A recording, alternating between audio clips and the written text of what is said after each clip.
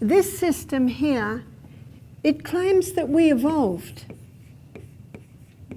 that we were not created, and because we evolved, our body doesn't have the ability to heal, and so it needs help. And so developed an industry to produce drugs that are apparently supposed to heal us.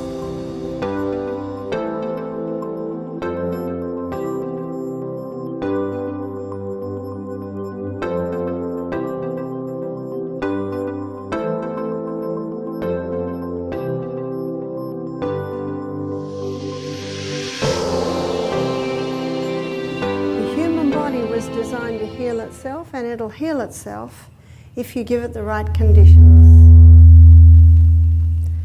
Many people today are unaware of those conditions. Many people have been deceived into thinking that what they're doing is something that will bring about healing. And what I'd like to present to you tonight is truth. There are two basic systems of healing.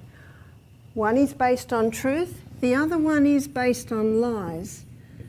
But I'd like to suggest that it's based on something even more, unfortunately, powerful than lies, and that is deception. And deception means not as it seems. And the Bible sweeps the curtain aside and it shows us the source of both of these systems. It shows us what they're based on. And I'm so glad that Jesus came to show us the way, the truth and the life. In John chapter 14 verse 6 he says, I am the way, the truth and the life. No man cometh unto the Father but by me. The system of truth that's established by Jesus is based on truth as it is in the Bible, truth as it in the way that our body works, and it shows that our body was created. It was created by God to heal. It was created by God to heal itself, and it needs faith. Faith in God, who created it, faith in the body that it has been created to heal. But this system here, it claims that we evolved, that we were not created, and because we evolved, our body doesn't have the ability to heal, and so it needs help. And so developed an industry to produce drugs that are apparently supposed to heal us.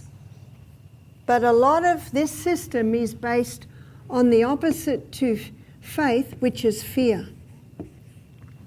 But God said in 2 Timothy 1 verse 7, he said, I have not given you the spirit of fear, but of power, of love, and of a sound mind. And what a sound mind does is it considers the options. It considers all the factors that come into place on the situation of sickness, on the situation of healing. And God said in John 10 verse 10, he says, I have come that they might have life and have it more abundantly. So God's aim is that we have life and have it more abundantly. But the first part of John chapter 10 verse 10 says, the thief comes not but to steal, to kill and destroy. But Jesus said, I am come that they might have life and have it more abundantly. So the end of this system is death. And the Bible speaks about the great deceiver. In 1 Peter 5 verse 7, the Bible says, cast all your care upon him, for he cares for you. God cares. But let's have a look at the other system. Be sober. Be vigilant, knowing that your adversary, the devil, as a roaring lion, walketh about, seeing whom he can devour. And then the Bible says, whom resist, steadfast in the faith, knowing that the same afflictions are accomplished in your brethren that are in the world. But the God of all grace, who has called you unto his eternal glory, after you have suffered a while, make you perfect, establish, strengthen, settle you. That is God's plan. I wanted to establish that as we go into the very serious area of cancer. Number one killer in the world, actually there's two that go neck to neck, and that's cancer and heart disease. And we'll be looking at the heart tomorrow night. But tonight I want to look at cancer. I want to give you the truth on what's happening today. The internet has opened the world to information, but also confusion. And I like to use the BHSC method to determine truth. The BHS system, number one, Bible. The Bible is the truth. That is one thing we can have faith in. That's one thing we can believe in. The Bible says in John chapter 17, verse 17, sanctify them through thy word. Thy word is truth. H is history. There's no need to reinvent the wheel. We've been here a long time. There are some proven methods that work, and history tells us that. And then we've got science, the science behind it. The science behind how the body works, what helps and what doesn't.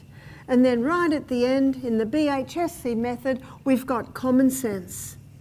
And common sense isn't very common today. But whether you are a king or a pauper, whether you are black or white, whether you live on the top of the planet or the middle or the bottom, we all live in the same body with an inbuilt ability to heal itself. And God's government is a government of freedom. I remember when I was young, there were lots of songs in the 80s, 70s on freedom. And freedom is based on free choice. I am the master of my destiny. I am the one that chooses what I do and what I do not with my body.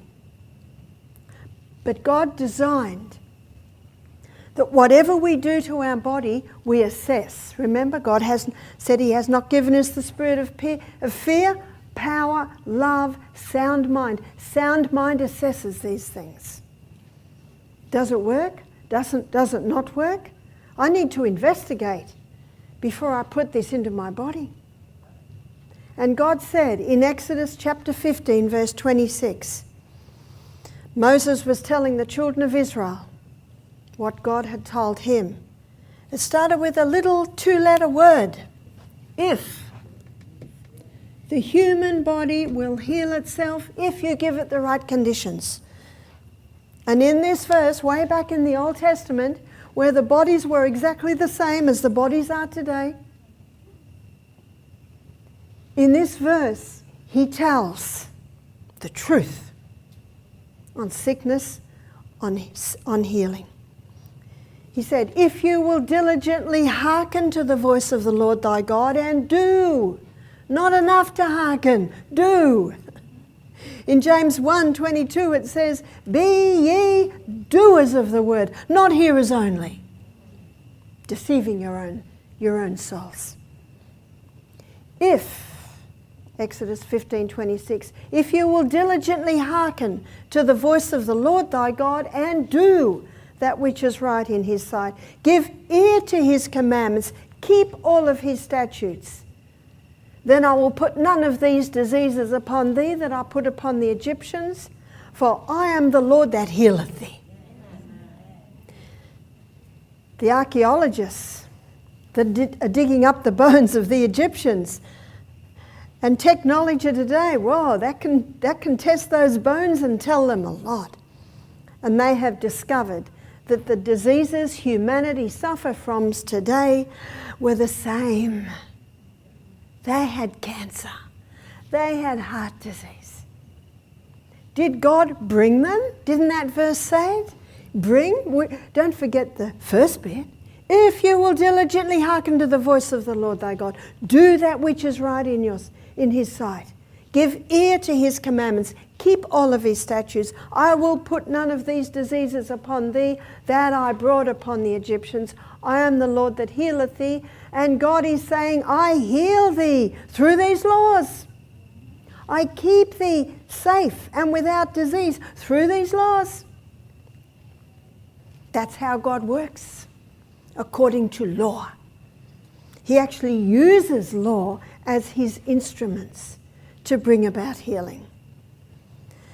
And in the New Testament, it says very much the same thing. In the New Testament, it says, 1 Corinthians 3:16 and 17, know you not that ye are the temple of God, and the Spirit of God dwelleth in you? If any man defile the temple of God, him shall God destroy, for the temple of God is holy, which temple ye are. If any man defile, there's that little word again, if. Many people defile themselves today, not realizing that what they're doing is defiling. One lady said, but it said it was healthy on the television. Ooh. Sorry, but you can't believe that. You can believe the Bible. It is the truth.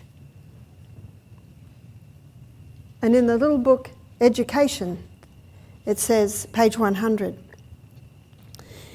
it says, to transgress God's law, whether it be physical, mental, or moral, is to place oneself out of harmony with the universe, to invite discord, anarchy, and ruin. We need to know those laws to know whether we're breaking them or not. And so I have put these laws in a way that's easy to remember. It's underneath the acronym sustain me. These laws will sustain me if I adhere to them.